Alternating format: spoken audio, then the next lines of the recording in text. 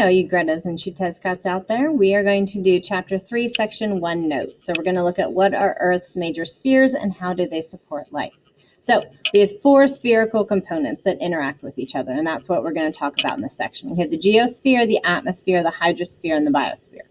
So life is sustained by the cycling of these nutrients and energy between and through these systems. So here is kind of a big picture of everything. So we have the biosphere, which is living stuff, atmosphere, which is air. Our geosphere is the Earth. So we have our crust up here, our mantle, and our core, which we'll talk more about. And then the hydrosphere is the water stuff. So once again, we'll go into more details on all of these now. So geosphere, composed of a hot core, a thick, mostly rocky mantle, and a thin outer crust, like a pizza. So the outer crust is very, very thin. Think of that like the skin on an apple. Very small, very important, but very small. It gives the planet the mass it needs to keep atmosphere from escaping into space. We need a certain amount of gravity to keep us grounded. So we need that size of the planet. It's going to contain nutrients, non-renewable fossil fuels, coal, oil, natural gas, and various mineral resources, many of which are used to make your electronics work. So we've got our core, the mantle is in the middle, M for mantle, M for middle, and then the outer crust. Atmosphere is the air. So this is all the gases that surround Earth. Does some nifty things. It helps shield the planet from meteors, blocks most harmful UV radiation. It helps regulate the Earth's climate. We'll go more into that later this year. And there are 5 layers from bottom to top. So we have our troposphere, which is where life is found and weather happens. Stratosphere is the ozone layer and where greenhouse gases are found. Those are separate. Mesosphere, thermosphere, and exosphere.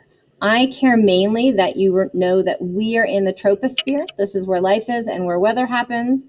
And then the stratosphere is way up higher. Ozone layer and greenhouse gases are up that way. Less care about these guys.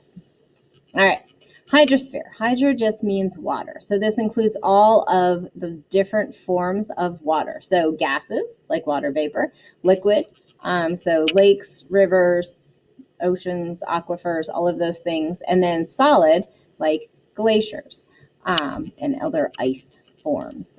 Clouds would also be a gaseous form. Oceans contain about 96% of our total water supply, and they cover 71% of the surface of the Earth.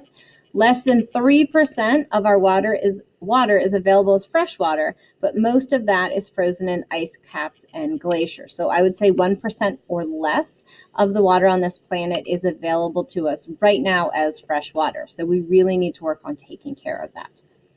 Biosphere. Bio means life. So it's a very thin layer of air, water, soil, and organisms where living stuff is found. So these are all your plants, all your animals, bacteria, everything. Consists of little parts of the atmosphere, hydrosphere, and geosphere where life exists. So if you find life there, it's the biosphere. If not, it's not. So the spheres definitely interact. And one of those things is the greenhouse effect, which we will touch on now and definitely talk about more later. So in the stratosphere, we have the solar energy is warming the troposphere as it reflects up from the Earth's surface. It interacts with carbon dioxide and methane and water vapor and other greenhouse gases. Without it, Earth would be too cold to support life. So we need the greenhouse gas in effect. It's just working a little too well right now because we have too much greenhouse gas up there. It also helps with air and water purification. So living organisms, plants, animals, microorganisms absorb and filter pollutants from the air, water, and soil.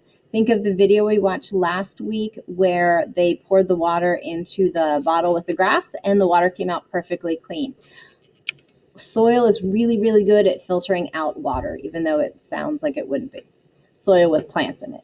And then evaporation filters out water impurities because only the water evaporates, so the impurities stay down here. And then when it rains back down, it would be pure once again.